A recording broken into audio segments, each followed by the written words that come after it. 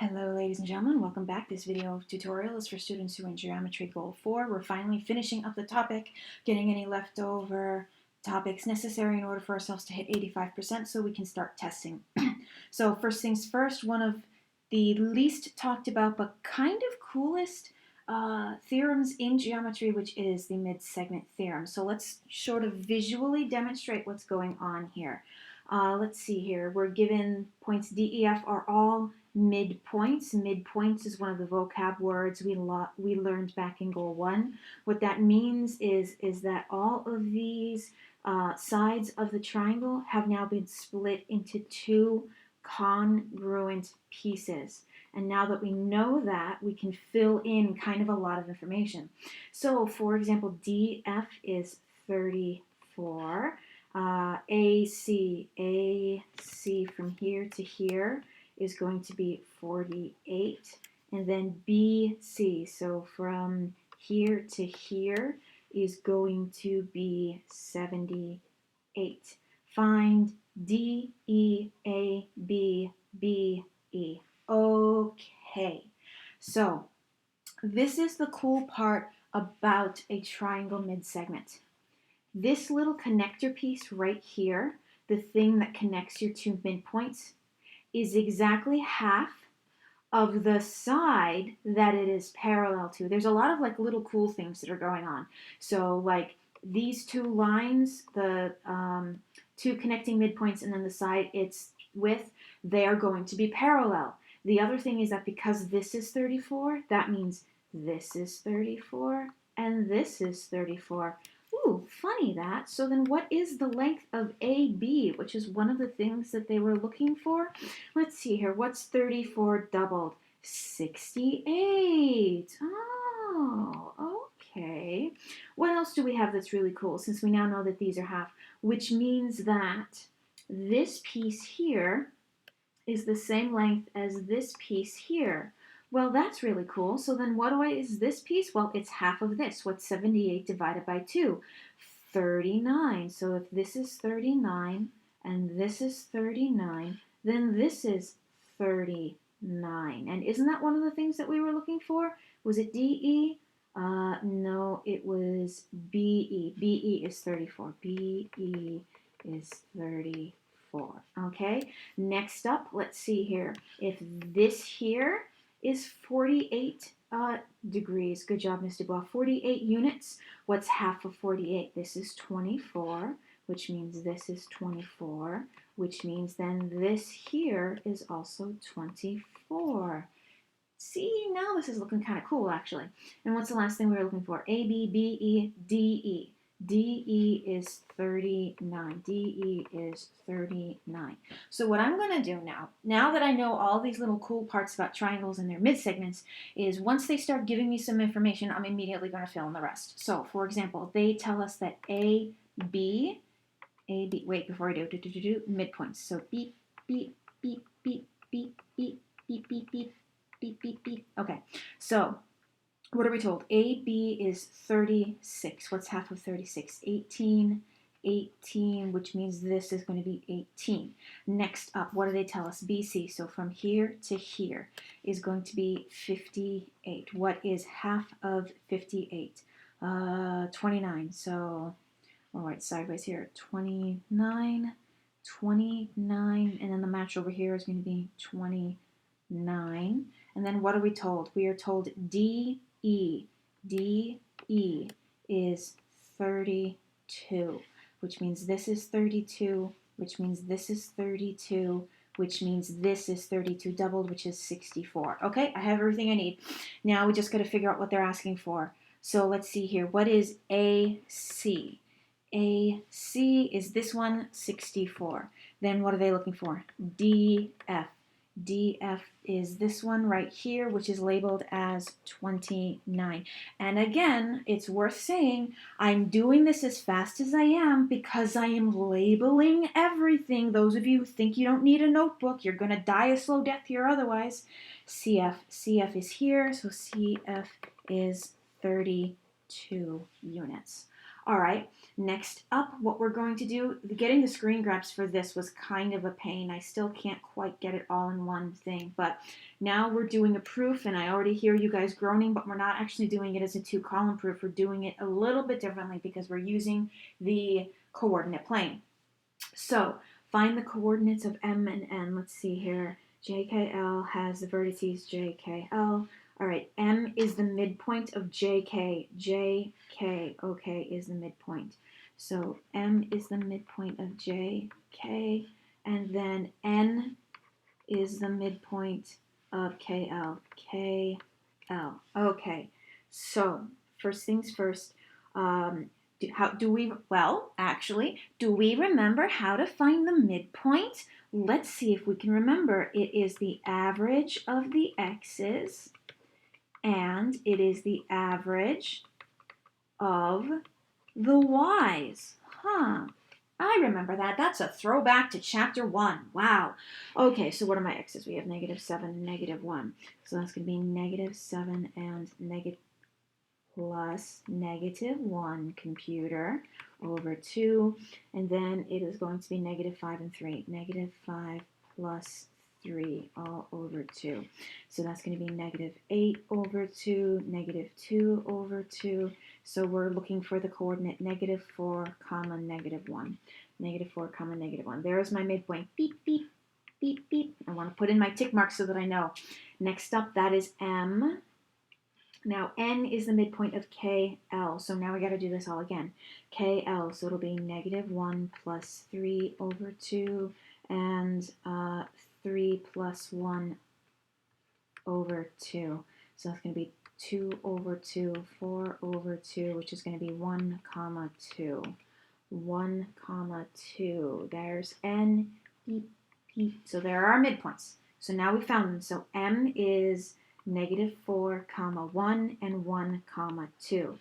Now, let's see here. Find the following lengths. Give the exact give the exact answers. Well, gee, let's think for a second. Now that they asked us to know midpoint, which was a throwback to chapter 1, how do we find the length? What's the fancy? Oh, wait, that's the distance formula, which was also chapter 1. So I'm going to leave this up for a few seconds because I have to erase it since Ms. Dubois did not have enough space to do this. All right, hopefully you have that all written down in your notes when you hit pause. So now, erase all of this. What's the distance formula again, G? I don't remember it at all. That's a blatant lie in case you couldn't tell. Squared plus y1 minus y2 squared. All right, so what do we have for our x's? Let's see here. We have -7 and 1. -7 minus -1 squared plus -5 minus 3 squared, which is double negative. So that's going to be -6 squared plus -8 squared, which is, simplest form, FYI, means that we're going to have a square root in this if we need it. So that's going to be 36 plus 64. Oh, good, they're nice to us. So that is MN. Oh, I just put the distance of the wrong thing, didn't I? Yes, I did. Oh, Miss Dubois, what would you do if you had a brain? You'd be dangerous. All right. So for those of you who were paying attention, the distance I just found was for JK, which is not at all what we're dealing with. I'm not looking for JK here. I'm looking for MN and JL. So I was using the wrong points, just completely. Bad form, Miss Dubois. So M and M. Let's see here. So it's -4 and 1. So -4 minus 1. And then 1 minus 2. 1 minus 2. So -4 minus 1 is -5. That's going to be -1. That's going to be 25. That's going to be 1. That's going to be root 26. That does not simplify, so we leave it as root 26. All right, now we get to do it again, only this time we're going to be doing JL. Okay, so if we're looking for JL, that means we need the points for JL, and I'm stalling for time to give myself time to erase. j is negative 7 and 3, so negative 7 minus 3, and then negative 5 and 1, so negative 5 minus 1. That's negative 10, that's negative 6, so that's going to be 100, and that is going to be 36, and then that's going to be 136, which I happen to know is 2 times, oh my goodness, my brain just skittered to a halt. 2 times 63. No, that's not it. We can do better. Found my mistake. Sorry for the sudden jump in number quality here. I found the mistake. I wrote this. So, shock. Ms. Dubois is human. This was supposed to be -1. That was what this point very obviously is. But when I was doing my computations for distance, I had used +1. So when I did the math out, again, it's root 34. And then 136 is 4 times 34. What's root 4? 2. Can we do root 34? No, 2 root 34. Hey, look, that's twice root 34. They're doubled. Funny that. All right, and now slope is infinitely easier. That's rise over run. So this is a rise of 1, 2, 3 over 1, 2, 3, 4, 5. So that's a slope of 3/5. And then this one will probably be a slope of 3/5. So 1, 2, 3, 4, 5, 6, yep, and then it's 6 over 10, which reduces to 3/5. Very good. And then the length of the midpoints of the two sides of a triangle is 1/2 the side, and then the segment that joins the midpoints of the two sides is parallel. Oh, okay. Hopefully no more mistakes this time. So let's go through another example for this. We are going to be doing K and L. Okay, so K and L, and where's K? K is the midpoint of TU, so K is the midpoint of TU, and then L is the midpoint of UV. Okay, so TU, so -5 and -1, -5 and -1 over 2, and then it's going to be -6 and 4, -6 and 4 over 2. So that's going to be -6 over 2, -2 over 2, so -3, comma, -1. And I'm going to write it right this time, -3, comma, -1. -3, -1, there's my midpoint. Okay, next up for, that's a little too small an eraser, let's make that bigger. Next up for the other points, this one is which one? That was K, and now this is UV. UV, this one over here, so -4 and, or no, -1 and 9. Ugh. -1 plus 9 over 2, and then it's going to be 4 and 2, so 4 plus 2 over 2, so that's going to be -8 over 2, and then that is going to be 6 over 2, so -4, comma, 3. Let's see if that makes sense. -4, comma, 3. Wait, what did I do wrong? Oh, it's +8, Ms. Dubois. Wow. See, the signs are going to kill me on this. 4, comma, 3. 4, comma, 3. There it is. That's my L. And now there are my 2 points. Okay, that's all set. Now we can deal with distance. What's the first one they're looking for? KL, which is our midpoints. So what did I just say this was? Ms. Dubois, you didn't write it down. What is wrong with you this morning?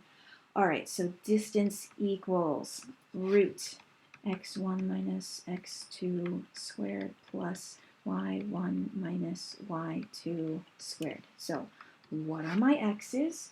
We have 3 and 4, so -3 minus 4. And then what are my y's? -1 and 3, so -1 minus 3. And now we simplify. So that's going to be -7 squared plus -4 squared. So that's going to be 49 plus 16, which is what? 50, 65, 65. Okay, so root 65, and I already know this is going to be 2 root 65. I don't even need to do the math for it.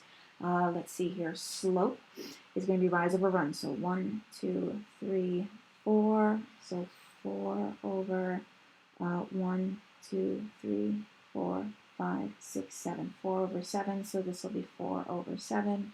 The length of a segment is half the side, and then parallel.